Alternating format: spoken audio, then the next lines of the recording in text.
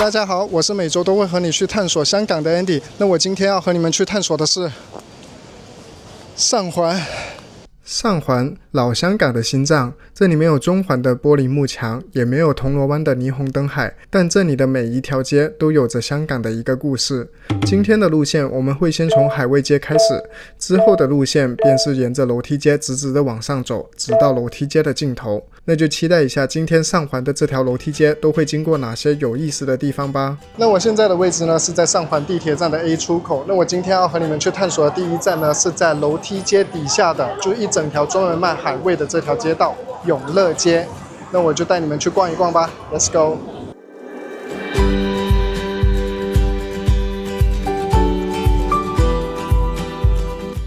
永乐街、文贤西街以及德辅道西这一带合称海味街。在19世纪末，这里并不叫海味街，而是叫咸鱼栏，因为当时这里这一整条街都是卖咸鱼的。后来到了1960年代，大家开始注重健康，这条街才慢慢转型成了卖高级海味的地方，例如花椒、海参、干贝、元贝等。但无论何时，这一条街都是香港人办年货、买卖海味的第一选择。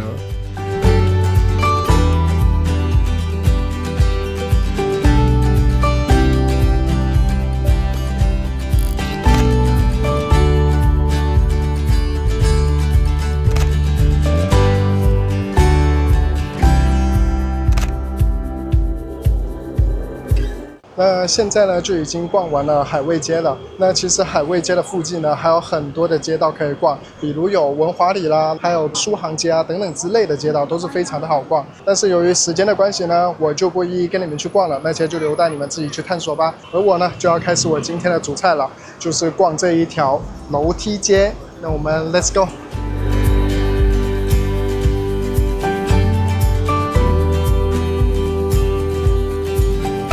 楼梯街顾名思义是一条由楼梯构成的街道，这条街道全长约350米，一共有316级。这条街的楼梯不只见证了上环100年的变迁，它与隔壁的城隍街同是香港最古老的花岗石楼梯之一。但搜索了全网的资料都不得而解的是，为什么这条街会被称为1级历史建筑物，而隔壁的城隍街只是个2级历史建筑物呢？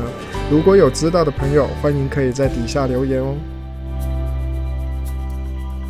那我们走到啦，就是这里楼梯街的1楼摩罗街，或者可以叫它另外一个名字叫古董街，或者是猫街都可以。那如果你是对一些老旧的物品啊，或者说是古董感兴趣的话，就一定不要错过这一条街。这一条街呢，就是专门卖一些老旧的古董物件。那我带你们去看一看这条街都有些什么吧 ，Let's go。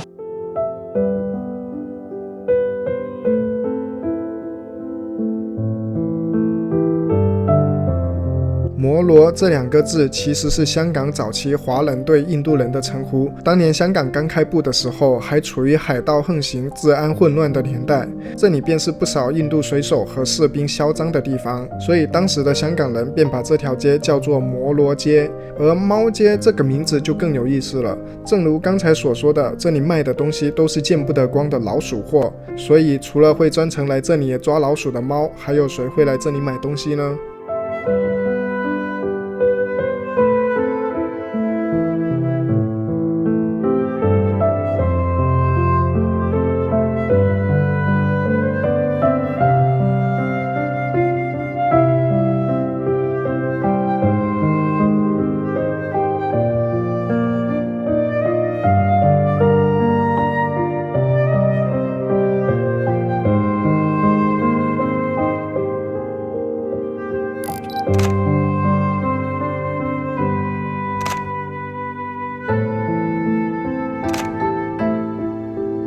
好，那我们现在呢就已经逛完了摩罗街，那接下去呢我就带你们去楼梯街的2楼文武庙。那文武庙那里呢，就楼梯这里走上去就已经到了，非常的近。Let's go。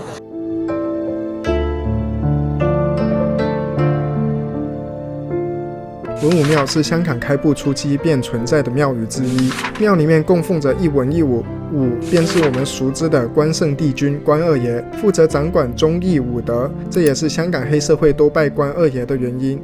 文便是文昌帝君张亚子，负责掌管学业公民。每逢香港 DSE 考试前，都会有很多的香港家长到文武庙祈求孩子考试顺利，能拿到个好分数。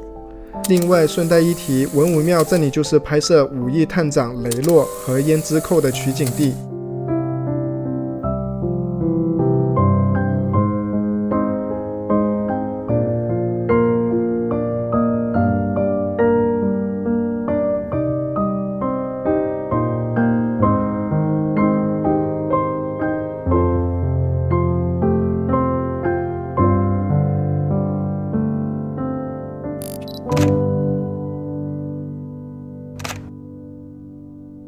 好，那我们现在呢就已经逛完了文武庙了。那接下来呢就是重头戏了，我们继续沿着楼梯街直走。但现在文武庙这里呢就是楼梯街的中心位置。先给你们看一下有多陡峭吧。哇，Let's go。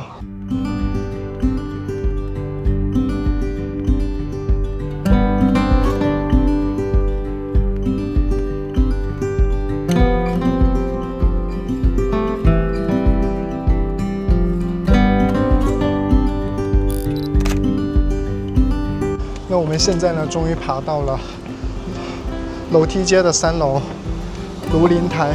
但庐陵台呢，我之前就已经有介绍到了，就是拍摄新烂兄烂弟的地方。那我今天呢就不去介绍庐陵台了，我们介绍另外一边永利街。我们 Let's go。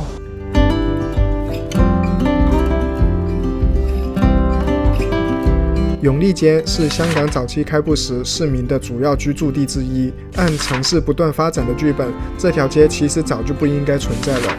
但命运往往就是这么奇妙。这条街在清拆前呢，有一部经典的港片在此取景，那就是《岁月神偷》。而这一部电影刚上映的时候呢，就在柏林影展取得了耀眼的成绩——水晶熊奖。正就是这一份荣誉，随后便引发了当时市民自发的保育运动。但当时这里已经被开发商拆掉了一大半，最终能拿回的只有仅存9栋唐楼。如今剩下的唐楼更是化身成了青年旅社，继续接待着来自世界各地的旅人。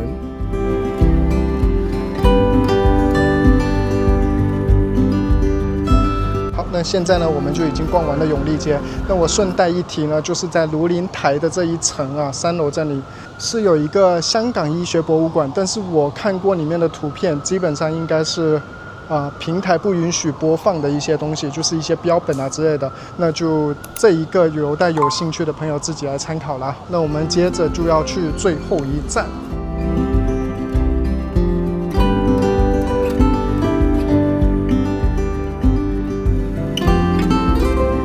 那我们现在终于爬到了楼梯街的第4楼，也是它的尽头。那我们接下来要去的就是这一个孙中山纪念馆。那孙中山纪念馆呢，就是往这里直走，然后你会看到一个很气派的房子，就是这一个孙中山纪念馆。那我带你们进去看一看 ，Let's go。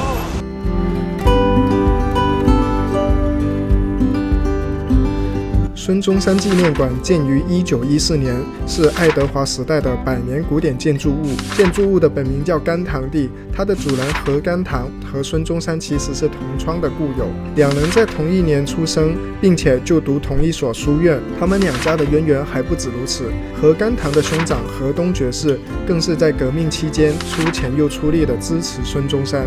但很可惜的是，馆内的展览区是禁止拍摄和拍照的，所以就只能拍摄展现一些建筑物给你们观看啦。